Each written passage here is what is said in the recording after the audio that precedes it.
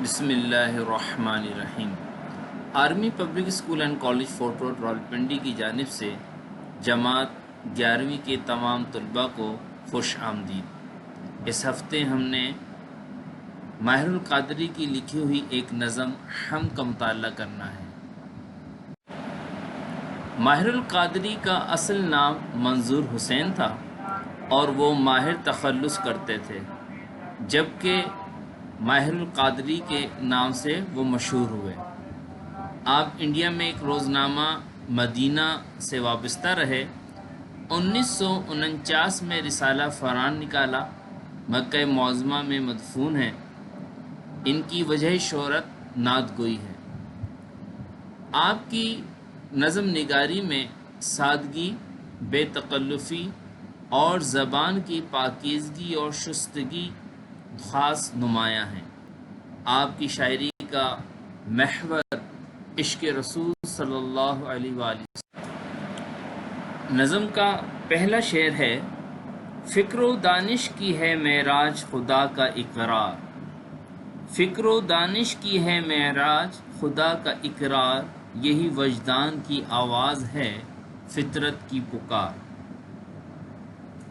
مفہوم کچھ یوں ہے کہ شاعر کہتا ہے فکر و دانش کی معراج خدا کی وحدانیت اور اقرار ہے، یعنی انسانی عقل کی انتہا یہ ہے کہ وہ خدا تبارک و تعالی کا اقرار کرے، کیونکہ یہی اس کی ذات اور فطرت کی پکار ہے۔ یعنی میرے وجدان کی آواز اور فطرت کی پکار بھی یہی ہے کہ میں خدا کی وحدانیت کا اقرار کروں۔ اس شعر میں ماہر القادری انسانی عقل کی انتہا یہ بیان کرتے ہیں کہ وہ اپنے بنانے والے کو پہچان لے، اس کا اقرار کرے۔ یہی اقرار اس کے احساسات اور فطرت کا حصہ ہے۔ ماہر القادری بڑے خوبصورت اور جامع الفاظ میں اللہ کی حمد بیان کر رہے ہیں، اور وہ کہتے ہیں کہ میری سوچ اور فکر کے علاوہ عقل و دانشمندی کی بلندی کا تقاضا صرف اور صرف خدا تبارک و تعالی کے اقرار اور وحدانیت میں ہی مخفی ہے۔ میرا اقرار کرنا یہ میرے لیے بلندی اور کردار کی نشانی ہے۔ ساری دنیا کے لیے وجدان کی آواز اسی ایک ذات کے گرد گھومتی دکھائی دیتی ہے۔ وہ عظیم تر ہے، وہ تمام جہانوں کا مالک ہے۔ اسی طرح شاعر نے کہا نا کہ جو پایا علم سے پایا بشر نے، فرشتوں نے بھی وہ پایا نہ پایا۔ تو انسانی عقل کی انتہا اپنے رب کو پہچاننا۔ اللہ تبارک و تعالیٰ نے انسان کو بڑی صلاحیتوں سے نوازا۔ اللہ تعالیٰ نے اسے عزت اور توقیر دی، اسے فکر کی بدولت، وہ علم، اسی فکر کی بدولت اس نے ایسے جو ہے ترقیاں کی، علم کے زینے طے کیے کہ وہ بلند مقام پر جا پہنچا۔ اور شاعر کے خیال میں جب انسانی فکر اور سوچ کو معراج ملتی ہے تو اس کی زبان سے اپنے خالق کے حقیقی کی وحدانیت کا اقرار ہوتا ہے۔ وہ پکار اٹھتا ہے کہ وہ اللہ ہے، احد، ایک، وہ ہمارا خالق ہے، اس نے ہمیں زندگی دی، وہ ہمیں موت دیتا ہے، ہاں، وہ ہر چیز کا پالنے والا ہے۔ اے خدا تو ہے واحد و یکتا، ہے یہی شاہی فقط تجھے زیبا۔ تو شاعر کہتا ہے کہ میرا ضمیر، میرا وجدان یہ ہمیشہ فطرت کی پکار پہ لبیک کہتا ہے۔ مجھے ہمیشہ اس بات کا احساس رہتا ہے کہ اللہ موجود ہے۔ انسان جب اس دنیا میں آتا ہے، آنکھ کھولتا ہے، تو وہ ان گنت اللہ تبارک و تعالی کی نعمتیں دیکھتا ہے۔ اس کی قدرت کی نشانیاں دیکھتا ہے، گویا کہ احساس ہوتا ہے اسے، اور پھر جب وہ دل کی پکار پر لبیک کہتا ہے تو اسے اپنے مالک حقیقی کی پہچان ملتی ہے۔ ذرے ذرے کی شہادت کہ خدا ہے موجود، پتے پتے کو ہے صانع کی صفت کا اقرار۔ صانع کاریگر، مراد خالق، صفت خوبی ہوتی ہے، تو مفہوم یہ ہوا کہ کائنات کا ذرہ ذرہ خدا کے ہونے کی گواہی دے رہا ہے، اور ہر پتا اس کی تخلیق کا اقرار کر رہا ہے۔ کیا خوب مولانا ظفر علی خان نے کہا تھا نا، ہر ایک ذرہ فضا کا داستاں اس کی سناتا ہے، ہر ایک ذرہ فضا کا داستاں اس کی سناتا ہے، ہر ایک جھونکا ہوا کا آ کے دیتا ہے پیام اس کا۔ تو اس شعر میں شاعر کائنات کے ذرے ذرے کو بیان کرتے ہیں کہ وہ اللہ تبارک و تعالی کے وجود کی گواہی دے رہا ہے۔ کائنات کا ذرہ ذرہ یہ بیان کر رہا ہے کہ اللہ تبارک و تعالی کی ذات موجود ہے۔ سورج کی چمک، اس کی روشنی، اس کی حرارت، ہواؤں کی طاقت، یہ ٹھاٹھے مارتے سمندر، یہ فلک دوز پہاڑ، یہ پہاڑوں سے بہتی آبشار، ہر ایک چیز اس کی شہادت کی گواہی، اس کی شہادت دے رہی ہے۔ ہاں، اللہ تعالیٰ نے زمین کو تخلیق فرمایا، پھر اسے ہر ایک چیز سے مزین کیا، تو اس کا چپا چپا جو ہے، ذرہ ذرہ جو ہے، وہ اللہ تبارک و تعالی کی وحدانیت کا اقرار کر رہا ہے۔ شاعر کے مطابق اثر آگہی انسان کو قدرت کی طرف سے ملتی ہے، اور یہ وہ آگہی ہے جو انسان کو صحیح راستے پر گامزن کرتی ہے۔ انسان کے لیے لازم ہے کہ وہ خدا تعالیٰ کی ذات کو کسی شکل میں نظر انداز نہ کرے، کیونکہ اس کی گواہی پتا پتا دے رہا ہے۔ اس دنیا کے کارخانے میں ذرہ ذرہ اس کی شہادت کی گواہی دے رہا ہے۔ تو شاعر یہاں پر اپنی محبت اور عقیدت کا اظہار کرتے ہوئے کہتا ہے، اللہ، کائنات کا چھوٹے سے چھوٹا ذرہ بھی اس بات کی گواہی دے رہا ہے کہ اے مالک، تو ہی ان کا بنانے والا ہے، تو ہی اس نظام کو چلانے والا ہے۔ پتوں کو ہی دیکھ کر آپ حیرت کرتے ہیں کہ ہر پتا جو ہے وہ دوسرے سے مختلف ہے، اس کی کیا کاریگری ہے، ہر پھول دوسرے پھول سے مختلف ہے، اس کی خوشبو دوسرے سے مختلف، پھر جو ہے اس کی رنگت، ہر ایک پھول کی رنگت دوسرے سے مختلف، گویا کہ ہر ایک اپنی جو ہے صنعت گری میں اپنا مقام رکھتی ہے۔ تو شاعر کہتا ہے کہ ہر درخت کے پتے دوسرے پتے سے مختلف، ہر پودا دوسرے سے مختلف، ہر جنس و انس سے لے کر حیوانات و نباتات سب تیری کارکردگی اور تیری خلاقی کا اقرار کرتے ہیں۔ ہر ایک کو تیری جو ہے صنعت گری کا اقرار ہے کہ تو نے جو اس کائنات میں خوبصورتی بکھیری ہے، تو نے اس کائنات میں جو رنگ بکھیرے ہیں، وہ تجھی کو زیبا ہے۔ اسی خلاق نے جوہر کو توانائی دی، پھول پتوں کو عطا جس نے کیے نقش و نگار۔ خلاق کہتے ہیں تخلیق کرنے والا، اور نقش و نگار رنگ اور صورت۔ جوہر مراد ایٹم، یعنی چھوٹے سے چھوٹا ذرہ۔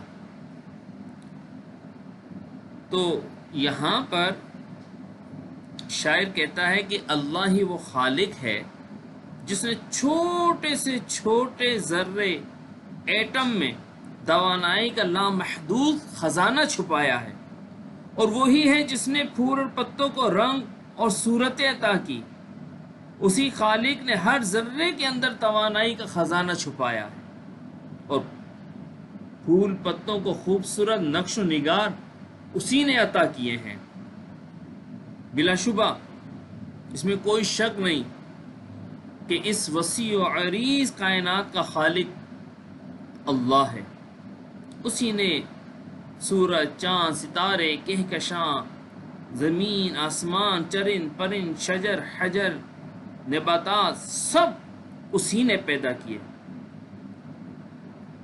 ایک انسان جب اپنے ارد گرد پھیلی ہوئی اس وسیع کائنات کو دیکھتا ہے تو وہ دنگ رہ جاتا ہے، اس کی عقل جو ہے وہ کام کرنا چھوڑ دیتی ہے کہ اس میں اربوں کہکشائیں، ہر کہکشاں میں اربوں خربوں ستارے ہیں، یہ تمام چیزیں ایٹموں سے مل کر بنی ہیں۔ اس کائنات کا بنیادی عنصر ایٹم ہے۔ ایک وقت تھا کہ سائنس میں تصور تھا کہ ایٹم ناقابل تقسیم ہے، پھر اسے مزید چھوٹے چھوٹے ذروں میں تقسیم نہیں کیا جا سکتا، لیکن جیسے جیسے انسان ترقی کرتا گیا، علم کو بڑھاتا گیا، اس کی عقل دیکھ کر عاجز آ گئی، ہاں، اور سب سے پہلے یہ تصور سامنے آیا کہ ایٹم قابل تقسیم ہے، اور پھر ایک وقت ایسا بھی آیا کہ اس نے ایٹم کے مرکز میں چھپی ہوئی لامحدود توانائی کے خزانے کو دریافت کر دیا۔ یہ توانائی ایسا خزانہ ہے جس میں سورج اور ستاروں کی طاقت پوشیدہ ہے۔ جب انسان اس کرشمے کو دیکھتا ہے تو اس کی عقل دنگ رہ جاتی ہے، وہ سوچنے پہ مجبور ہو جاتا ہے کہ اللہ تبارک و تعالی نے کیسے یہ ایک غیر معمولی چیز کو جو ہے اتنی توانائی عطا فرما دی، اسے اتنے جوہر عطا کر دیے، ذرے ذرے میں عیاں ہونے کے بعد آج تک راز حقیقت راز ہے۔ تو دوسری طرف شاعر حقیقت کے اس پہلو کو بھی بیان کر رہا ہے کہ وہ کہتا ہے کہ زمین پر پھول پتوں کی صورت جو بھی رنگینی ہے، جو بھی اللہ تبارک و تعالیٰ کی مصوری ہے، ہر پھول کی رنگینی اپنے مصور کا شاہکار ہے، ہر پھول میں بسنے والی خوشبو اپنے بنانے والے کا پتہ دیتی ہے، وہی اس چمن کا بنانے والا ہے، وہی اس کی دیکھ بھال کرتا ہے، وہی اسے رنگینیاں عطا کرتا ہے۔ رنگ تیرا چمن میں بو تیری، ہاں، امیر مینائی کہتے ہیں رنگ تیرا چمن میں بو تیری، خوب دیکھا تو باغباں تو ہے۔ اسی خالق اسی مالک کی ہے سب حمد و ثنا، آبشاروں کا ترنم ہو کہ گلبانگ ہزار۔ گلبانگ جو ہے نغمے، ٹھیک ہے، اور ترنم گیت کو کہتے ہیں، حمد و ثنا شکر ادا کرنا، گلبانگ ہزار بلبل کے نغمے۔ مفہوم یہ ہوا کہ آبشاروں اور پرندوں کے گیتوں میں اسی خالق اور مالک کی حمد و ثنا ہے۔ شاعر ماہر القادری شعر میں کہتے ہیں کہ انسان تو اللہ تبارک و تعالیٰ کی تعریف بیان کرتا ہی ہے، مگر اللہ تبارک و تعالیٰ کی تمام مخلوق اس کی ثنا میں، اس کی توصیف میں، اس کی تعریف میں مگن ہے۔ یہ جو آبشاریں گر رہی ہیں، اس میں جو آواز آتی ہے، یہ بھی حمد و ثنا بیان کر رہی ہیں اللہ کی۔ مشرق سے مغرب پھیلی ہوئی جو بھی نعمتیں ہیں، جو بھی چیزیں ہیں، ہاں، وہ سب اللہ تبارک و تعالی کی جاندار ہے، بے جان ہے، سب اللہ کی حمد و ثنا میں مصروف ہے۔ وہ بلبل یا دوسرے لاکھوں پرندوں کا چہکنا، یہ سب اللہ کی بڑائی اور اس کی بزرگی بیان کر رہے ہیں۔ مطلب یہ ہے کہ ہر ذی روح اللہ تبارک و تعالیٰ کی تعریف کرنے میں مشغول ہے۔ یہ سب اپنے بنانے والے کی عظمت کا اور اس کی صفات کا اقرار کر رہے ہیں۔ تو کیا خوب کسی شاعر نے کہا کہ ہوائے شوق میں شاخیں جھکی خالق کے سجدے کو، ہوائے شوق میں شاخیں جھکی خالق کے سجدے کو، ہوئی تسبیح میں مصروف ہر پتی زباں ہو کر۔ یہ سب آیات الہی ہیں ذرا غور سے دیکھ، یہ سب آیات الہی ہیں ذرا غور سے دیکھ، اس کی پھر حمد بیاں کر اسی خالق کو پکار۔ یہاں پر مفہوم اس شعر کا یہ ہے کہ کائنات کی ہر شے میں اللہ کی نشانیاں ہیں، تم اسی کی تعریف کرو، اسی کو پکارو۔ جو چیز نظر آ رہی ہے سب اللہ تعالیٰ کی قدرت ہے، ذرا غور سے دیکھو، اسی کو پکارو، وہی حمد کے لائق ہے۔ اس کائنات میں شاعر کے مطابق جو چیزیں نظر آتی ہیں وہ اللہ کی نشانیاں، آیت کی جمع ہے اور آیت کے معنی ہوتے ہیں نشانی۔ اگر تم غور سے دیکھو تو اس عظیم دنیا اور کائنات میں جو بے شمار اشیاء، چرند پرند، درخت، جانور، شجر، حجر، سمندر، دریا، کہکشائیں، سب کی سب اللہ تبارک و تعالیٰ کی عظیم نشانیاں ہیں۔ اللہ تبارک و تعالیٰ اپنی کتاب میں ارشاد فرماتا ہے، جس کا مفہوم ہے کائنات میں ان لوگوں کے لیے واضح نشانیاں ہیں لیکن یہ لوگ غور و فکر کرنے والے نہیں۔ شاعر شعر میں اللہ تبارک و تعالیٰ کی بنائی ہوئی اس کائنات کو ظاہر کر کے کہتا ہے کہ یہ وسیع میدان، یہ گھنے جنگل، یہ بے کنار سمندر، یہ ہر طرف مخلوق کے خدا، یہ جو کچھ بھی ہے یہ سب اللہ تبارک و تعالیٰ کی نشانیاں ہیں۔ ہاں، نہیں ہے تیرے سوا یہاں کوئی، نہیں ہے تیرے سوا یہاں کوئی، میزباں تو ہے مہماں تو ہے۔ تو شاعر ہمیں اس طرح متوجہ کرتا ہے، جب تم اللہ کی نشانیوں کا جائزہ لے لو تو خدا کی کبریائی کا اعلان کرو، اپنی زبانوں کو حمد سے لبریز کرو، اپنے دل کو اس کی یاد سے مزین کرو، اپنے اعمال کو اس کے احکام کے مطابق ڈھال لو، اسی کو پکارو۔ اللہ تبارک و تعالی نے یہ تمہیں نعمت دی ہے، اگر اللہ کی ذات جو ہے اس کی حمد و ثنا بیان نہ کرو گے تو پھر کس کی حمد و ثنا بیان کرو گے؟ کرے جس قدر شکر نعمت وہ کم ہے، مزے لوٹتی ہے زباں کیسے کیسے۔ اصل میں شاعر یہ پیغام دے رہے ہیں کہ ہمیں زندگی میں ہر منظر کو نہایت دھیان سے دیکھنا ہوگا۔